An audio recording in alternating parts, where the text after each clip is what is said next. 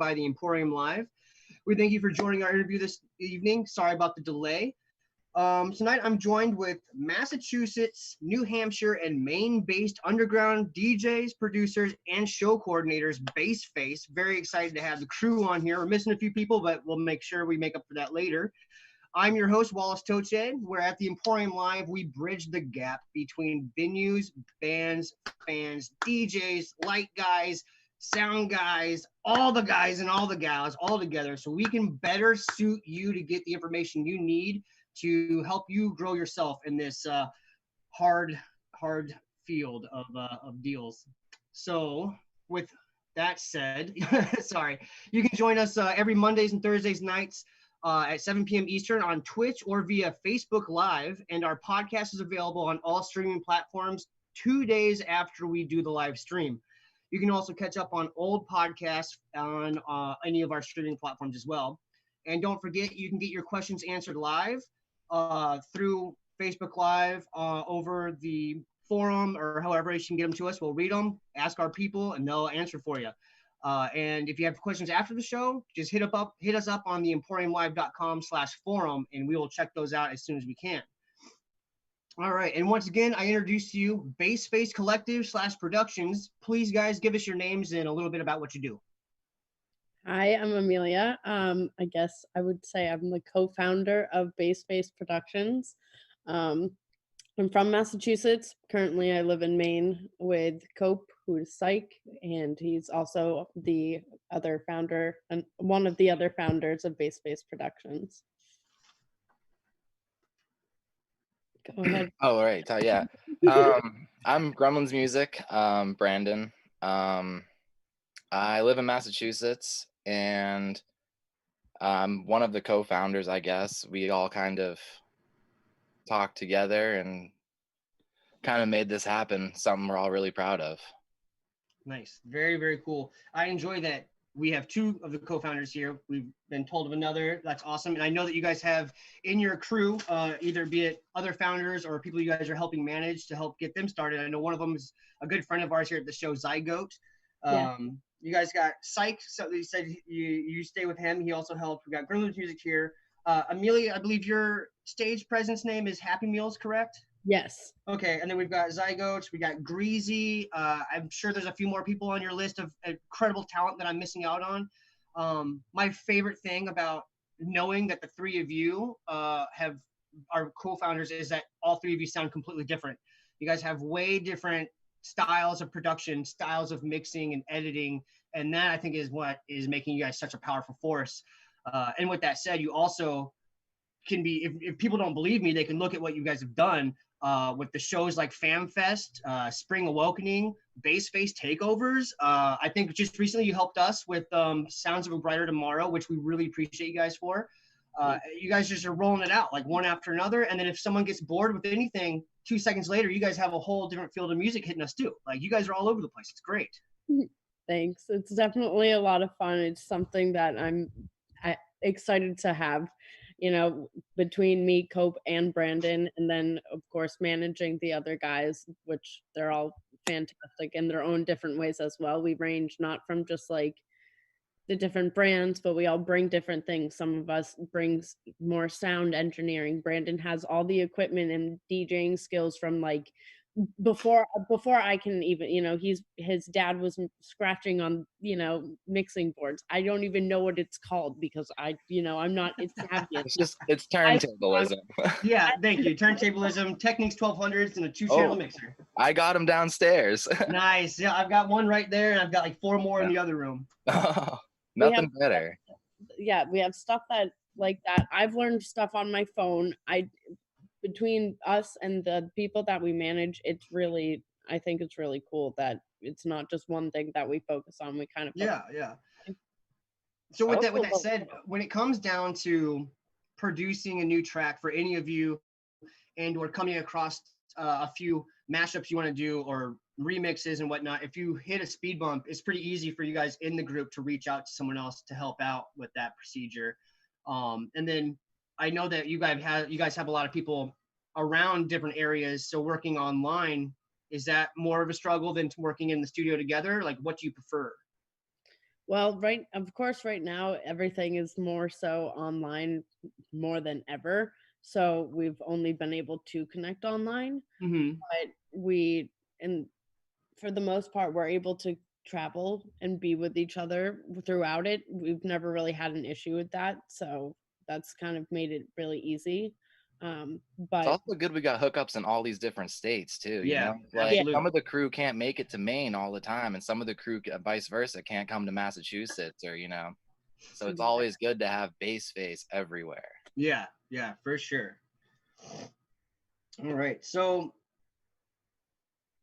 I've got some questions. We'll start with Gremlin's music first. Um, I know that I had some personal confusion, which I got myself cleared up on before the show started. But just to help other people listening right now, Gremlin's music is his SoundCloud page name, correct?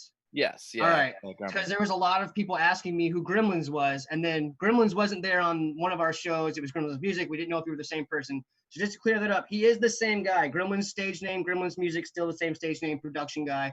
And Yeah. also now we know that he is a part of Base Face. How did you come up with Gremlinz? Where did that come from?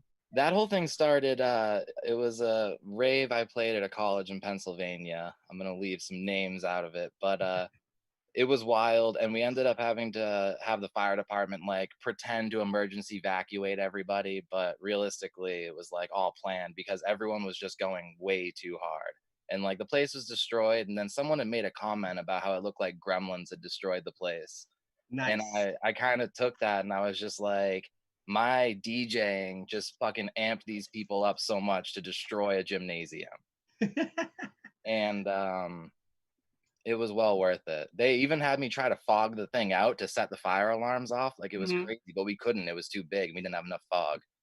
But so they But actually tried to get you guys to help them stop the whole thing. yeah, like That's they had great. been like, you need to stop. And I'm just like, ah, but like they were gonna smoke the place out. That didn't work. So then the fire department came and they just kind of like, but anyway, it looked like, you know, gremlins had destroyed the place. Oh And yeah, I kind of that's took that awesome. like, you know, That's awesome.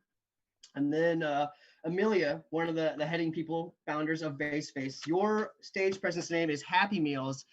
I absolutely love that because literally every track you produce is a fucking toy. I love it. But how did you get the name Happy Meals? um, honestly, I've been called Mealz for a very long time, and Uh-huh. then of course it's just kind of gone hand in hand, Happy Meals with McDonald's and everything. And to be honest, it just kind of goes with what I'm trying to aspire. Like if you speak it into existence, it is, it comes to you. So I'm Happy Meals. Good And deal. most of my songs are on that happier tone with the Oh, underlying absolutely. of some of Absolutely. the choice of what I decide, the titles of them. Yeah, I will say, since you bringing up that most of your music is on that happier tone, that is completely true. Especially, I'm sorry, I think it's one of your newer tracks, "Child of Divorce." Yes. I'm sorry, but to me, that track sounds like if Postal Service was still good. Thank you, though. I'm That sorry. When I heard it, I was like, why is this so happy and sad at the same time? I was like, oh yeah, that first Postal Service album was dope. This is what they should have stuck with. So, I've gotten some really good feedback on that song, so I'm glad that's where you took it. fuck yeah. Someone else said it was like a pump, or no, not a pump, a pop rock sort of EDM vibe, and I was like, Right on. yes, Yeah. I guess that's what you could call it, but it's no real genre it really falls into, so I don't know. Yeah, it's definitely good. Um, well, hell, since we're talking about tracks, let's get tracks out of the way real quick.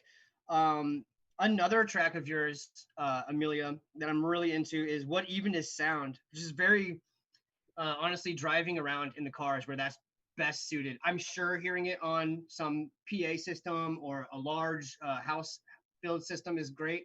I've listened to it twice driving to and fro from the store and work. It's so melodic and chill, and it sets a mood of not anticipation. Like it's very like just like a steady, calm stream. I love it. It's so good. Where were some of the things you did to produce that track? Like where was your mind at for that one? To be quite honest, that was probably one of the first songs I produced, and I used such little programs. I used it's something called Oxy off of my phone, mixed with Uh-huh. GarageBand, mixed with some other app on my phone. And there's a lot of different sounds that you can take and just clip together and then overlay and then take and download that, and I inputted it into it. Was a lot of work. Okay, And so you basically a lot of filters and patches and just overlays. and Okay. but it also, at like, my head wasn't really at any point, it was just at this point of practicing getting some sounds together, and it just turned out pretty nice, I guess. Yeah, no, it turned out I like wonderful. it I a really lot. enjoy it. I wouldn't have. I have a lot of stuff that I'm not going to release because it's Mhm. not great. But that's definitely one of I them. feel you. I feel you. I think one of the things with having tracks that you're afraid to release because you think they're not great is finding a platform where you can have a collective where you can send them to a wider audience that isn't going to hit the mainstream just yet, isn't going to hit your SoundCloud, your Spotify just yet, but having a group like you guys are kind of building for yourselves to send to and work on and then get that feedback from a tight-knit group of people. I think you guys are setting that up for yourselves and doing a great job of it. One more track before I let you go and I start focusing on the guy over here. Bratz Uno, is that the title of that track? Am I getting that right? So there's two different songs. There's one called Bratz and there's one called Uno. Okay, cool. I'm looking at my notes wrong. I probably listened to both of them, and that's why I'm thinking this because I wrote down the same comparison for both those tracks. Then is what happened. How long have you been listening to actual bass weight music, like pure original pioneer style dubstep? Not long. Not long. That's cool. Not long. I mean, probably. Oh gosh, 2000. Yeah, no, not long. Okay, no, that's fine. That's fine. So maybe less. okay. So what I'd like to say is you need to look into a producer. His name is Dope Labs. Okay. I believe he's from Seattle. I could be completely wrong on that. Super, super, super, super nice dude. Super nice dude. He actually controls the domain name for dubstep.fm since the beginning of the Americans hitting it hard. And he produces pure bass weight styled music. And his original productions were kind of, in comparison to his newer stuff and a lot of the way American dubstep has changed, doesn't sound very gripped in that, but that's how those original tracks you've got going on and sounding, and obviously you're just going to start exploding with all the vibes you strive for are awesome. But if you go for those tracks again and start trying to do an upgraded version of it, I don't think you'll have a problem. You sound great. Thank you. I really appreciate it. I'm gonna go for sure into that. All right, so Gremlin, what's that, bud? I said you're killing it, Mealz. You're killing it. I can't wait to hear your next track. Yeah, when I started listening to her SoundCloud and then finding stuff all over the place, the amount of genre jumping you're doing is so much fun. So much fun. And then we've got Grims over here, the Lens, the musics guy with his mixes, which are super compact, very smooth, and audibly listening to. You can listen to them and feel like you're on a set motion. And the way you chop it up and flip it on people is violently smooth. I really enjoy it. Where'd you get your fixation for your chops? So it started actually, I remember the day my dad started DJing and all that, and that's where I got introduced because I had to carry all his CDs. Mm-hmm. He would just do like weddings and parties and take me out till 3 or 4 in the morning, and I'd learn from him and see how he did things. And then when I was like 10, I started doing it on my own. A few years later, he gave me all the equipment because he had just, lost interest and got older. And then I took over and just ran with it. My entire house is like wired, full everything. Nice, and, as it should be. Walk in, power everything on, ready to go. And I've loved it my whole life. It's just, I love old school turntablism, and then the EDM kind of started, young for me, back with like old 90s classics, following into the 2000s, and then once Skrillex hit and EDM became huge, and then that was the scene. I know, but I'm class of 2011, like, Cool. So, I mean, I didn't get to have fun in the 90s because I was 7. Yeah, no, I understand that. I fully understand that. But I wish, and it's just something I've always done. And then I actually lived in Georgia for a while, and I learned a lot about old school turntablism from a lot of reputable people. I got to meet a lot of people. I did the DMCs in New York City. And Nice, very then cool. from there, I just kind of kept going with it with EDM and tried to do that same thing, like kind of in an A-Track kind of way. You know, he's amazing live, but with dubstep. Yeah. So bringing up 8-Track, if you like his style and what he's doing, check out DJ Lord, who's one of the rotating DJs for Public Enemy. Okay. He's fucking amazing, and I don't understand why he doesn't do as many competitions as he should, but he's really just there for the sound and the way he produces or presents himself still as a pure turntablist, and but then still filters in all these other little things. Yeah. Like, oh man, and when he drops some drum and bass tracks, it blows your mind. Like he's kills, man. It's wonderful. It started with rap beats, just beat matching rap beats, you know.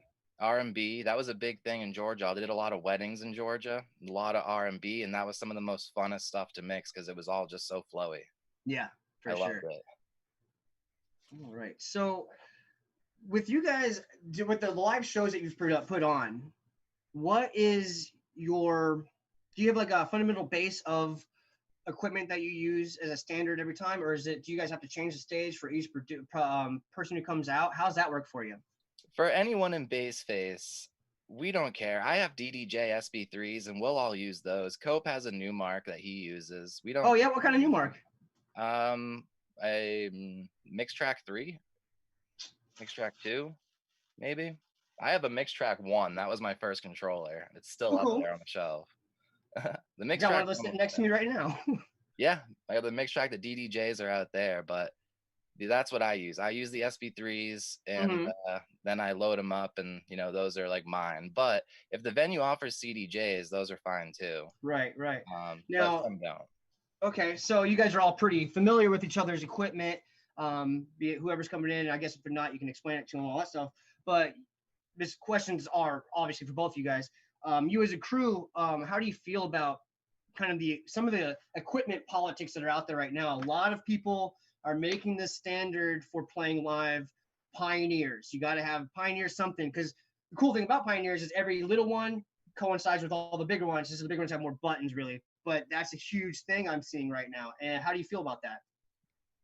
I understand it. I get the appeal. I understand that we need to, like, people need to keep up with technology, and that's like the industry standard. But I am using that term very lightly, and I say it with sarcasm in a sense, because I don't believe that there should be a industry standard in this industry, because nothing that we do is the norm. Like, we are pushing the norm, and that's what is so empowering and beautiful about our community and what we do at Baseface. It's what, like, we're not going to sit back and be like, oh, that's what you think the normal is. Okay, well, I appreciate that, and I understand that, but at the same time, we're gonna continue to make the decisions that we're making that stand out. Like, we understand that CDJs are important,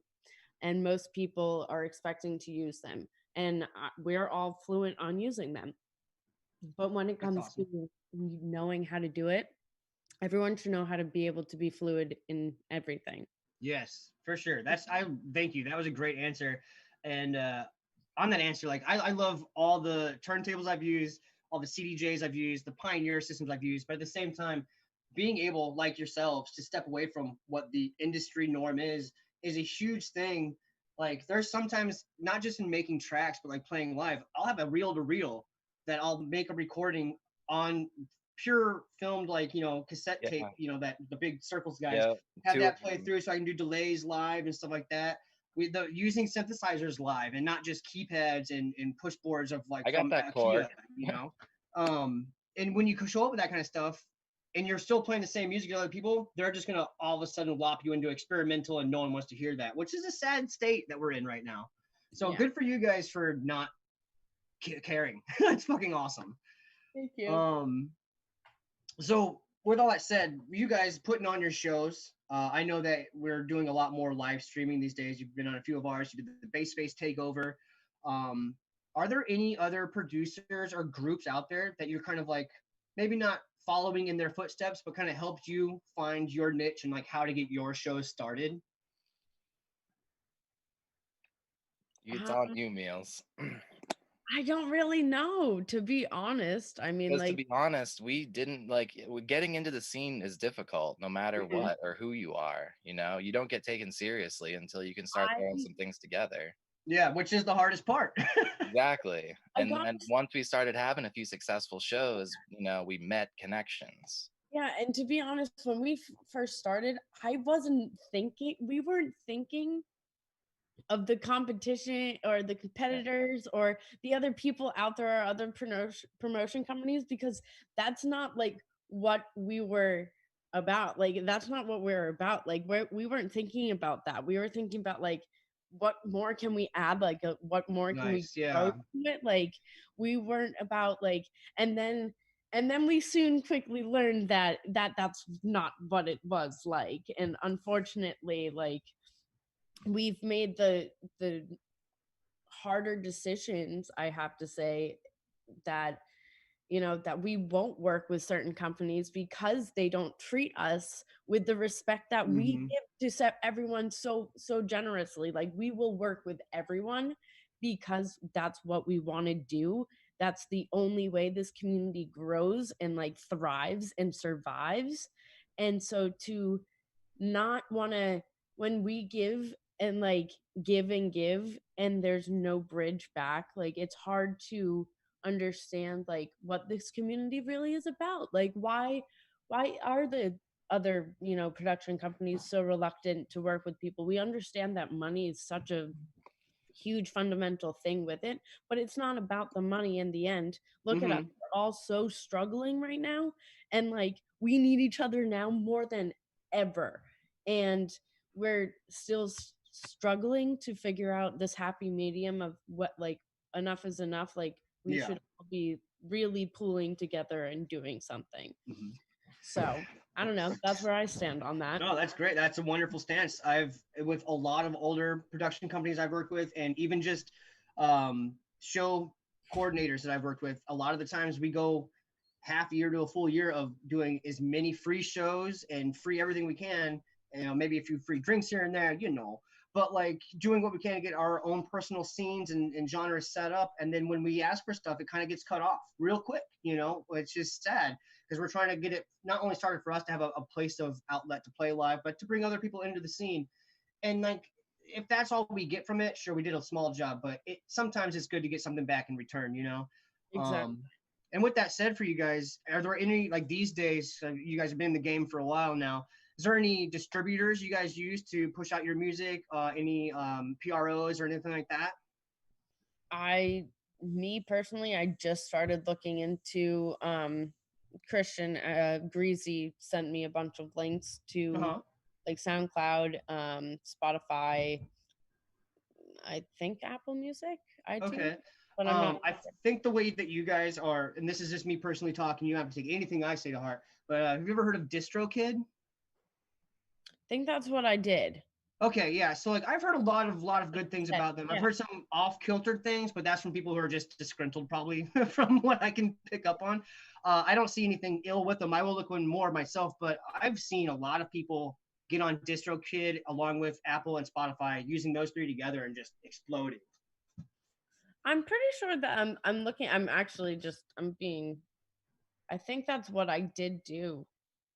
Yes, I did. That's what I got. And I did pay for it because you pay a little bit of money for it. So yeah, then that's what's going to help you get. I think they've got like a direct line with getting the whatever I think it's ASCAP or something like that, like off your back and a lot of things of that, and then making sure that your stuff stays protected as well. But yeah, I've heard a lot of good things about them, and I think with as much as you guys have going on, not just on the remix field, on the live presence field, but also you guys are managing now 3 or 4 producers, right? I think, yeah.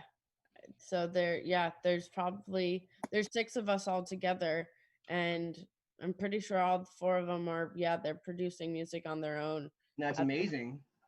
Yeah, and I know Cope Psych is going to be. He just got Ableton. He's, we have had quite some time setting up this house and stuff. So he's getting ready to get on to that. So that's another. I know Brandon's already starting to dip into it.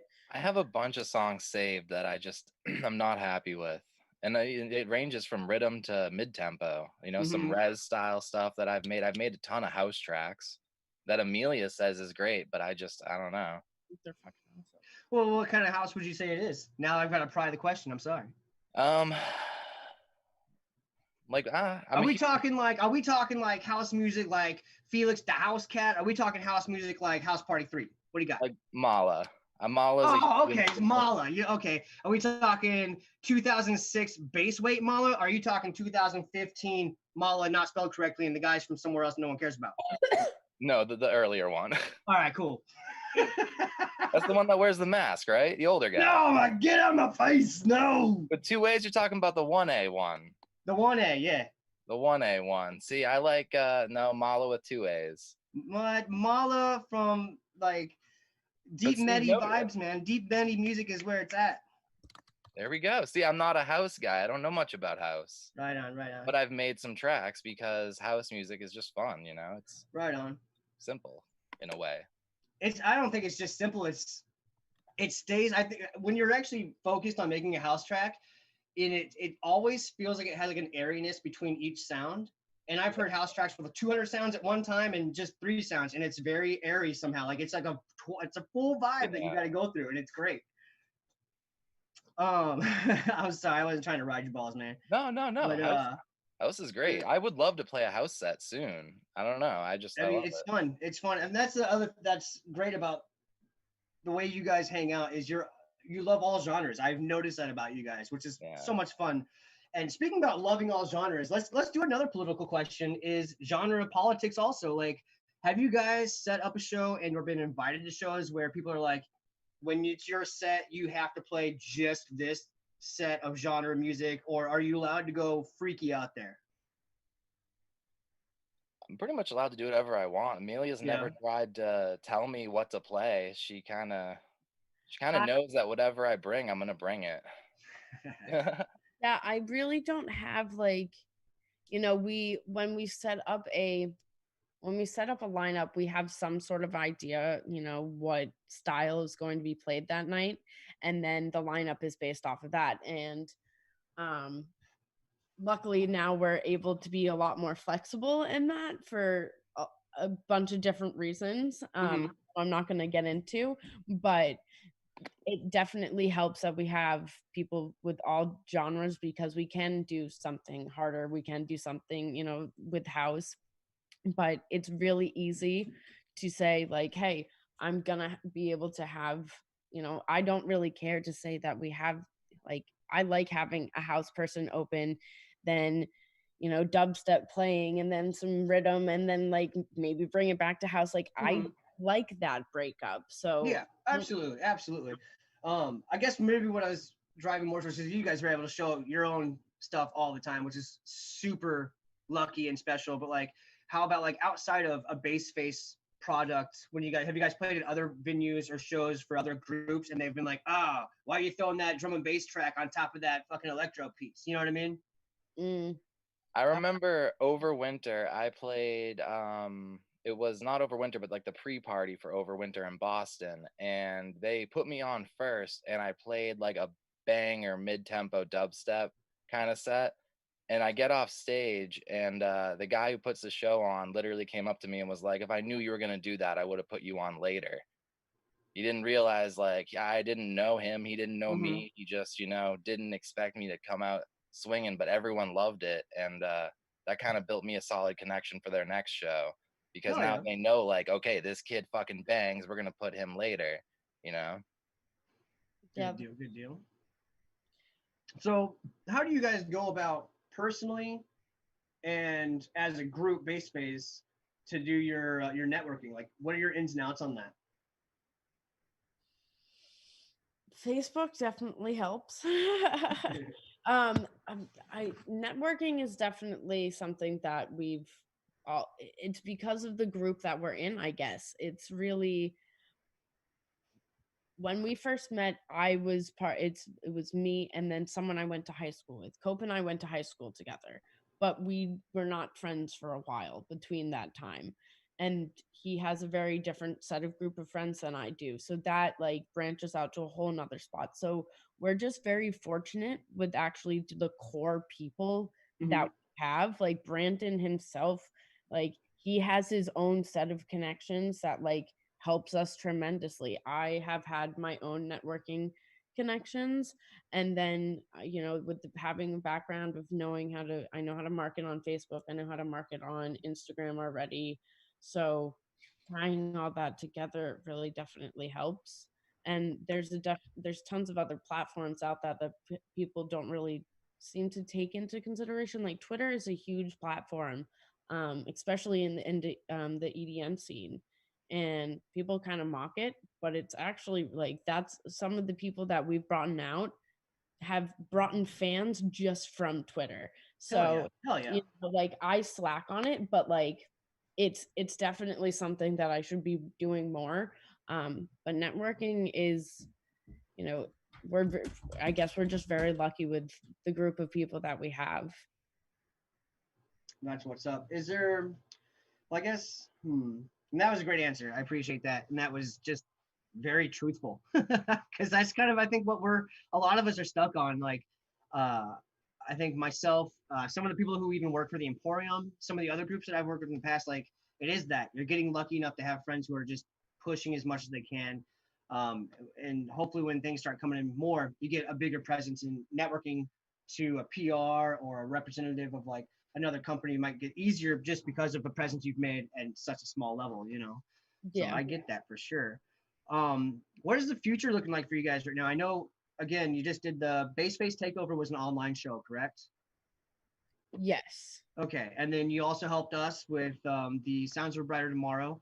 Is the future looking like a lot more online shows, or do you guys have like anything else set up in the future where we might be able to do a drive-in or like pay to stay like 6 feet from each other? Like, I don't know. So I mean, as much as I would love, we just had to cancel Spring Awakening, which, absolutely would be happening next weekend. And And that's one I think my producer on with us right now, Tucker, I think he went to one of those, I believe. Yeah.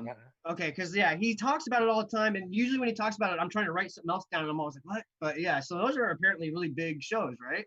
yeah, Spring Awakening is our festival that we throw every June. Well, the last year we threw it, we're going to throw it again this year. It was a really big hit.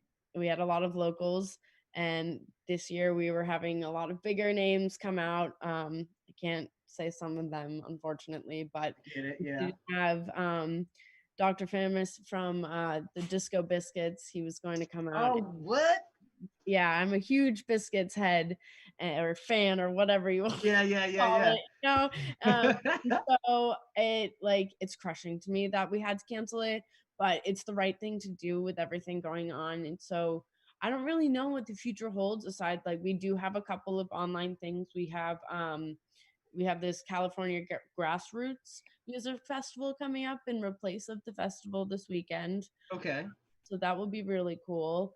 Um, and they're in charge of like Summer Camp Festival, which had really big names on it this year, which is pretty cool to be on that stream. They have like a lot of followers following it.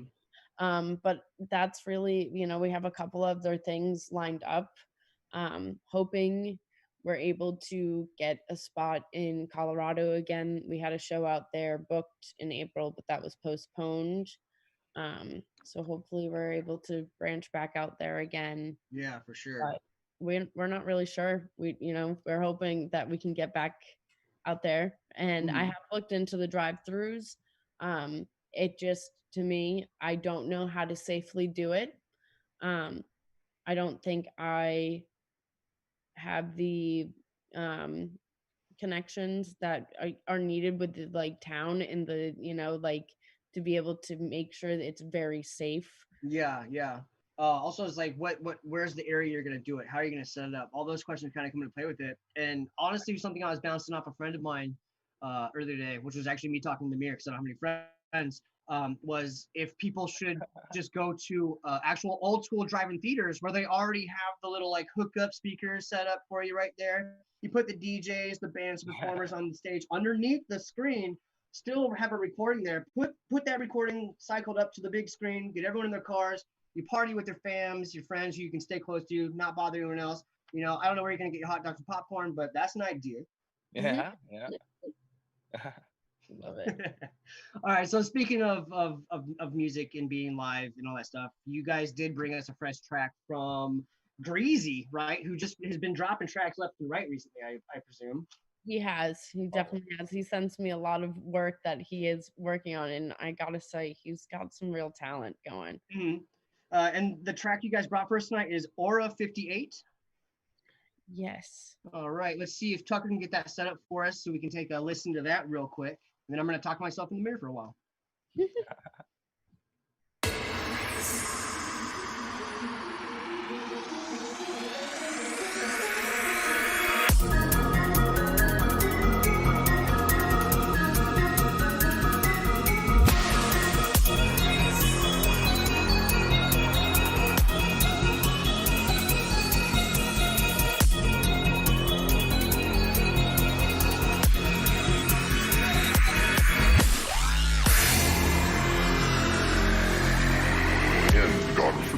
Had cloven hooves and a tail,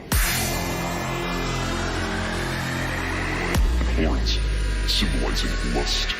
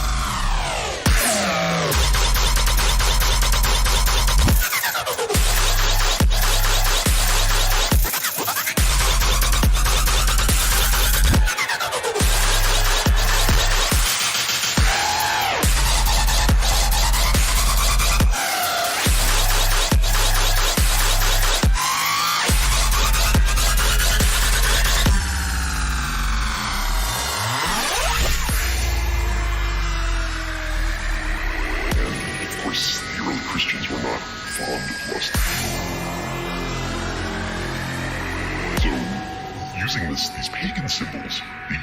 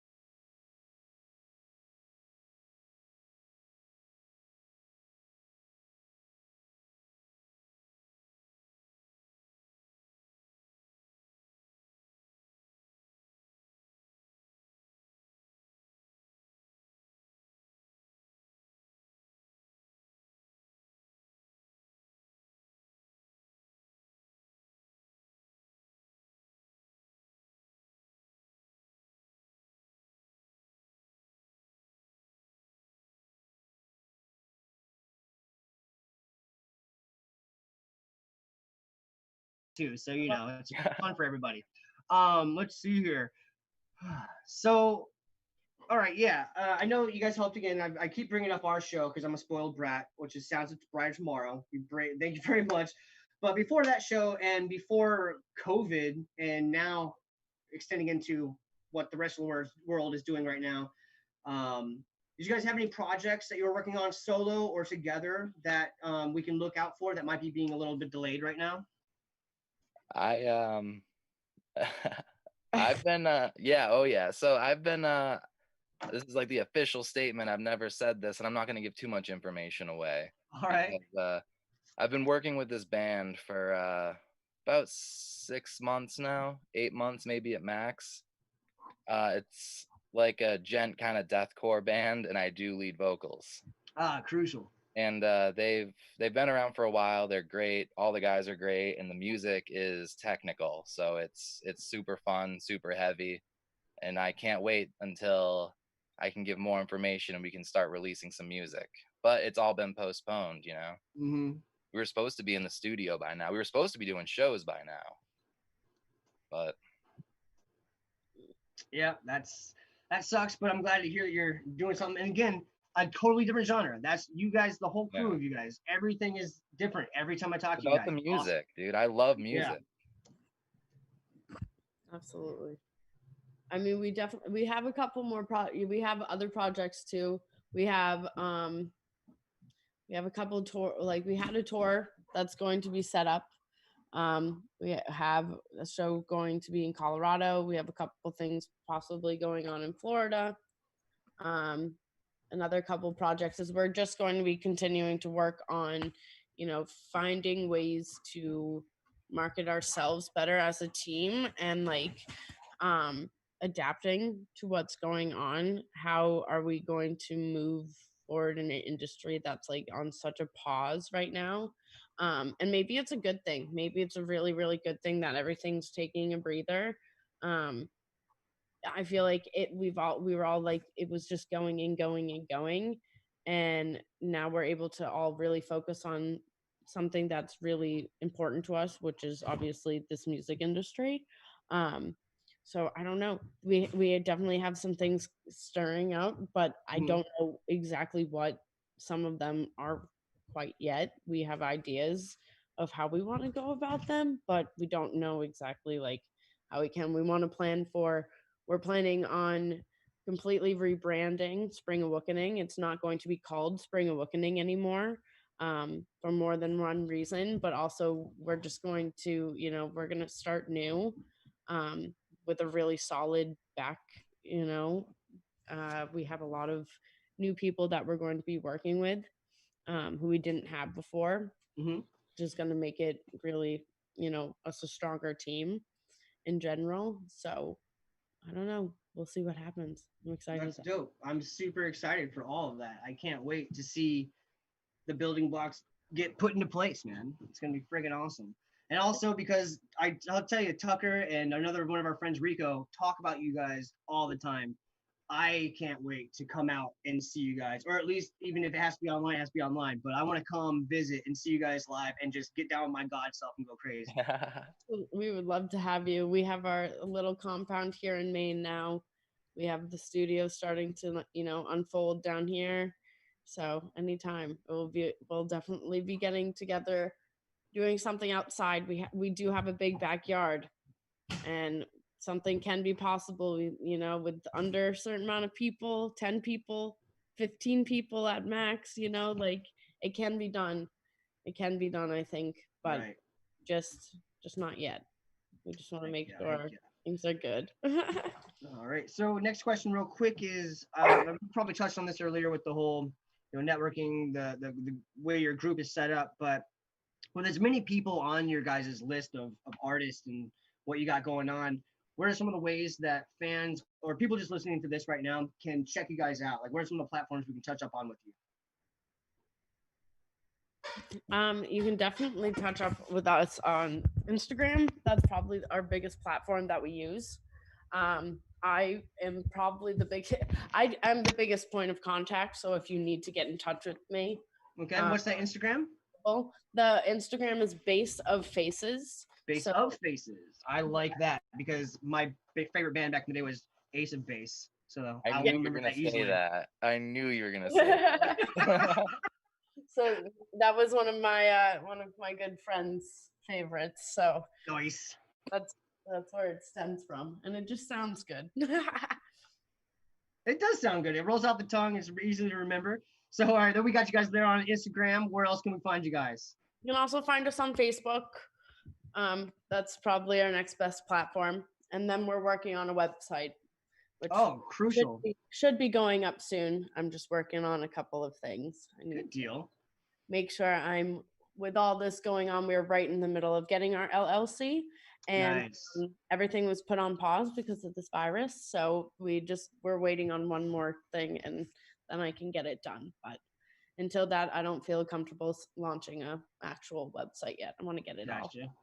And then you guys have a all together SoundCloud, which is what is it? The Base Face Collective. Collective. Okay, cool. Yeah, I can never remember if it's Productions or Collective. So Base Face Collective on SoundCloud. And then privately, do you have a private one? And I believe Gremlinz, you have a private one as well, right? Yeah, no, I have a Facebook, Gremlinz Music, Instagram, Gremlinz Music. Feel free to add me on Brandon Taylor as well. I mean, I'm on Facebook all the time. I'm on Instagram all the time. Yeah. No, it's the SoundCloud, Gremlinz Music. It's all everything I try to make Gremlinz music, you know. Yeah. And Even then my on game Gremlinz bag. Music, you have specific mixes. You told me you're up to 8. I've only listened to 6 of them, I believe. But it's Gremlinz Grimes is what those are. Yeah, the Gremlinz Grime series kind of started when I started doing shows because I would record all my sets and I was like, this is sick. No one's ever going to be able to hear this. I'm just going to start uploading them as kind of like a series type thing. Nice. Very good. Very good. It's worked out pretty well. Awesome, man. Awesome. When did those start being a thing? When did you start making sure that you put those up also? Probably after like 4 or 5 shows. I didn't record any of them. I went back and recorded them, and they're up there. Like my first set ever, the Wook Who Stole Christmas, I think is still up there. That was our first show, and it's up there. It's a sick set. But I really started getting into it maybe about a year ago.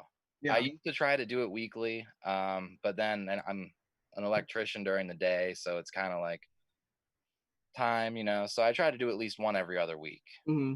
I've done a little bit of the same thing for shows that I know are going to be private shows, like for like lock-ins and stuff like that. Yeah. And my favorite thing about it is I will work on a set for weeks or whatever before I get to play live, and then that one time you record it to make sure it's perfect. You get that recording for yourself. You go play live, and you don't even do it like the recording. Yeah. You know what I mean? So then you put out the recording, like, well, this is what you're supposed to get. And for everyone who didn't go to the show gets the original piece. Everyone who went to the show gets what you were supposed to hear. Yeah. I always think that's fun. So so now knowing that that's what you're doing, now I've got to listen to him again and be like, well, I wonder where he changed it up, You're totally right. You're spot on. That happened actually with the Sounds of a Brighter Tomorrow festival. Oh, crucial. No, that's fun. The first set I sent Tucker was completely different from the final product. Also, I think, it was you that we had our audio cut you during that live show. But we got you back on. Thank God we saved the audio somehow, and we were able to put you on for an like external, like, presenting, I guess. Oh yeah. Which was sad because that was the one night, like the first night I was at another job, and all I could do was like sneak around the corner and get on my phone and keep sharing the Facebook lives and the Twitch and all that stuff. Yeah. The next night I'm at home, getting down with my god self, having a few brews, cheering on everybody, and then you jump on. I get all excited. I was like, what happened? I thought I went deaf for a minute, but no, it was everybody, thank God. Yeah, and it happens. But Tucker made it up. The visuals are absolutely amazing. I love that file. And that same file, which, not a lot of people saw with the makeup, but that same exact file is going to be played at Grassroots as well. Nice. So there's going to be another chance for people to see it. And, it's not a big deal. Shit happens, whatever. Very cool, very cool. And then Psych, he had a set for us also, which was very fun. I really enjoyed it. I'm not gonna lie. I'm gonna be completely honest. Seeing the name Psych on a DJ producer person, it's like very bold. you're really saying what you're doing out there. So of course, like right before he started, I was like, this guy's gonna be nothing. He's gonna probably play R&B from the 80s that's rewound backwards and sounds like fucking wave format, blah blah blah, or synth wave or something. And then he jumps on. I'm like, holy shit, this guy's fucking dope. Like, very happy that he was fucking healing it the whole time. I had a lot of fun watching him. He is one of the most unique DJs I've definitely ever listened to, and I might be biased. I definitely am biased, but I also have, I've listened to a lot of music in my life, and I started with jazz bands and also classical music and Frank Sinatra and like very different music than what I listen to now. And he for somehow has that ear that is able to get all of it. He can get all of it in there, and it's just incredible the way that he gets it. Like, I don't know. He's super fun. He's super fun to listen to. It was definitely a pleasure. And especially because I am that type of dude that will look at someone's DJ name and be like, I'll bet you suck. I'm like, but I do that with everyone. It's horrible. I can't help it. So as soon as he started his set, I think I was walking from my kitchen to the restroom, back to the bedroom. I had my phone with me. I make it back to the bedroom, get it back on the computer, so he's back on the big speakers. And it was like right at that moment, when it was like 8 minutes into his set, I was like, oh, okay, I can vibe to this. And like the whole rest of his set, I was just getting down, dude. That's awesome. He's pretty fucking awesome. All right, so let's do a little more of like, that digging into the well-wishers, positive questions. What inspires both of you and then you guys as a crew to keep waking up at any point of the day and night and doing what you're doing? Not just production, not just remixing, and not just bringing you guys closer together as a family, but to push forward and make sure people see and hear what you're doing. I can go first if you want. I already know what I'm going to say.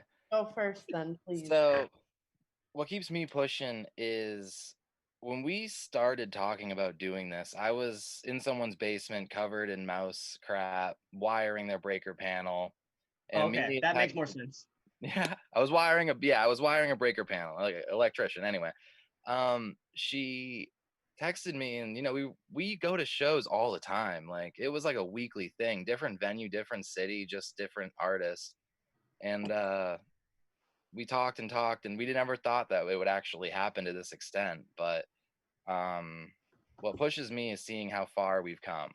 The late nights trying to get the perfect recording, trying to get this straight, trying to get this figured out or mapped out or remixed just so and perfect, is just how far we've come and how many people are actually taking us seriously now. Because It's not, playing little backyard shows. It's turned into a whole production at this point with ticket sales and venues and promoters and different types of connections that we've kind of made. Visual artists, actual artists, flow artists. There's so many people we've met, and every morning I wake up and the happiest I am in life is when I'm with the fam.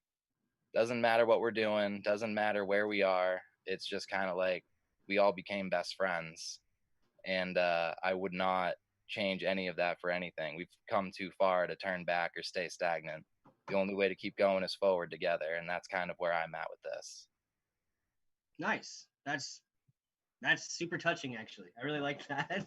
I love it. I love what I do. I mean, it's not even about the money or about anything. It's just about, before every show we meet up and grab lunch and hang out for hours. Just kind of, that's the way it should be. That's the best times. That really is the best, man. And then all the money we and have out your own personal party. Yeah, all the money we make goes right into the next show, to make the next one even better, and try to keep upping the bar for ourselves just to see how crazy that we can get, essentially. Very cool. It's great, yeah. Amelia, do you have anything else to say on that? Yeah, I mean, we definitely. So, like for me, it was basically music has given me such an outlet, obviously for everyone. But I was in a place and I had the group of people who also supported me and wanted to do the same sort of thing just to play music and to get together. And it wasn't about the shows. It wasn't about spending money. it wasn't about anything but just like, let's get together and like let's play some music, and like no matter what it takes, like it doesn't matter, like let's just add more to it. And there's my dog. Getting that roughneck style samples in the background, I guess. Exactly. So it's like the platform that we were able to give to people, you know, it's giving back to what they've given to us. Or more specifically me, I'm very selfish when it comes to music. Like you should be. Don't worry about that. I have gone and spent so much money going to shows, going on Fish tour, going on Biscuits tour, you know, like going on to ridiculous shows and stuff to different cities, different countries. And I would not trade it for the world, because music has given me that platform of being able to like see it. So if I can give that to someone else who wants to show what they can do to make other people happy, like why not be able to do that? So that's why I wanted to do Base Face. It wasn't for any other reason but to see my fucking friends do what they're so fucking good at, you know, like, and then we grew from that. And it was never about the money. It's not about the money. And like Brandon said, every dime that we put into it was out of our own pockets. And we never, you know, really never asked anyone else for anything. And we never got anything from anyone else. So, and we just made it work. And it hurt, and we learned, and we also gained, and we did really well. So we've seen both sides, definitely, but it's, you know, every penny again goes right back into it. We have deposits that are just sitting for this next event that we're happy that we have, but you know, that's where we're at. We're not going further than that. It's not about, oh, how much can we make off of this? It's how much can we give back to this? Yeah, that's dope. That's fucking dope. Hell yeah, that is awesome. Damn, thank you guys for both of those super detailed and definitely heartfelt answers. That was great.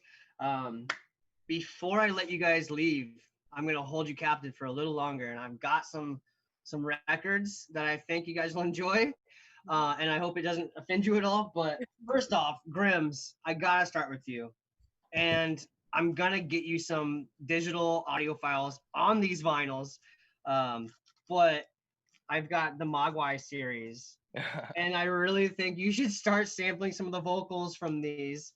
They're great albums. They're 45s. I've had them for a while. There's actually one I'm missing. I've got my friend who's actually was on the show not too long ago helping me hunt down the one I'm missing right now.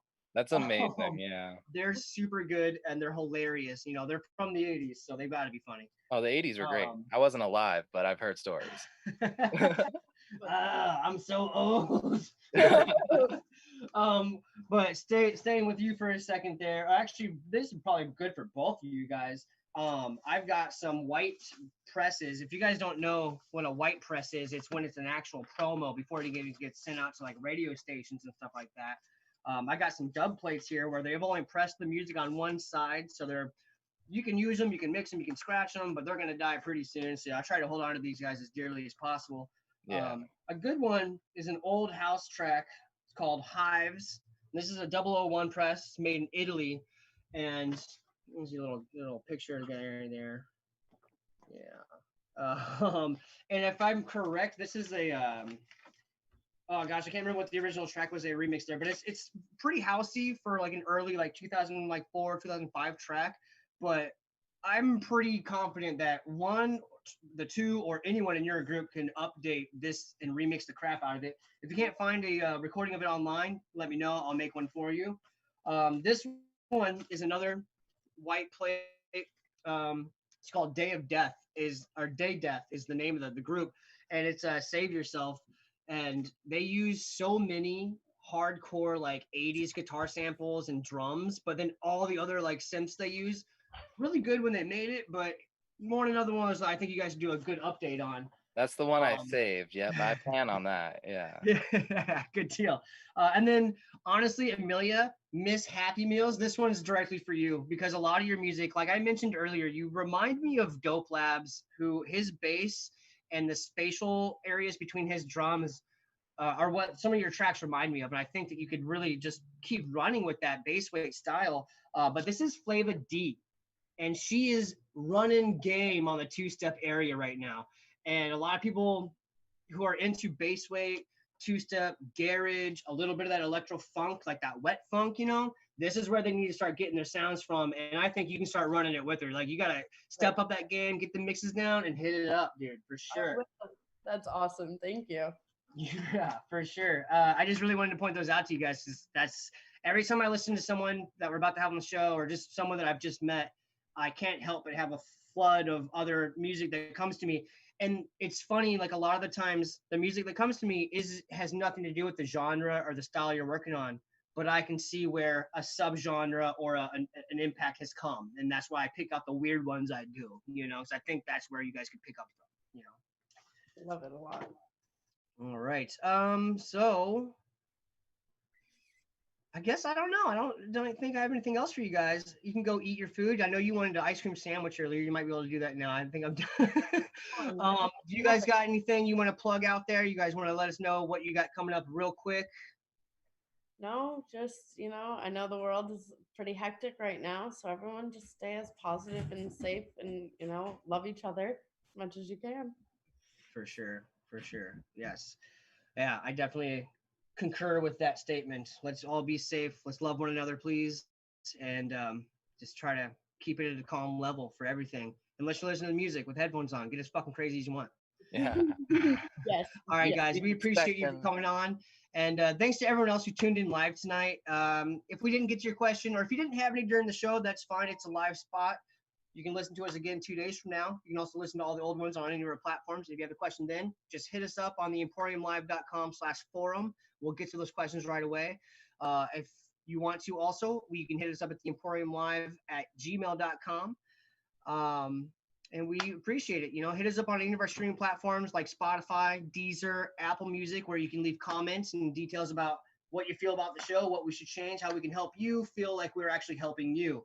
And with that said, good night. I love everybody, and let's be safe out there, guys.